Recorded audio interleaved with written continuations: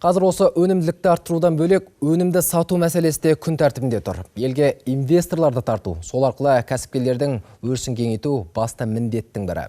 Алдағы уақытта елімізде кейбір араб елдері үшін визасыз режим енгізілуі мүмкін. Атамекен ұлттық кәсіпкерлер палатасының өкілдері үкіметке осындай ұсыныс білдірді. Палата төрағасының орынбасары Нұржан Әлтаев бұл елге ірі инвесторларды тарту үшін қажет дейді.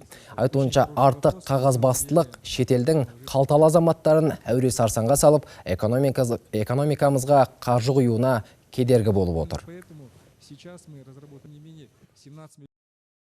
Ол енді кәсіпкерлік үшін өте жақсы, өйткені сол мемлекеттің жаңа кәсіпкерлері осы бізге келіп, жаңа өз бизнесін бастауға, кедергісіз бизнес бастауға ол өте жақсы. Инвестиция тартуға да бұл өте қолайлы.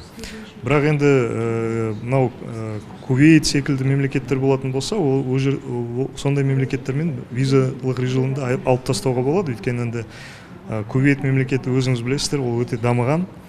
Олар туризм жағынан да Қазақстанға өте қызығушылық танытып жатыр. Ауыл жерлерде кәсіп ашам деген азаматтарға жағымды жаңалық бар. Кәсіпкерліктің ұңғыл-шұңғылын ұға бермеген соң, өңір азаматтары көбіне көп мемлекет беретін жеңілдетілген несиеге қол жеткізе алмайтын. Оларды бизнестің қыр-сырымен таныстыру үшін аймақтарға арнайы барып жатқан банк өкілдері де болмаушы еді. Енді бұл міндеттерді Атамекен ұлттық кәсіпкерлер палатасы өз мойнына алмақ. Жаңа жоба 2017 жылы қолға алынады.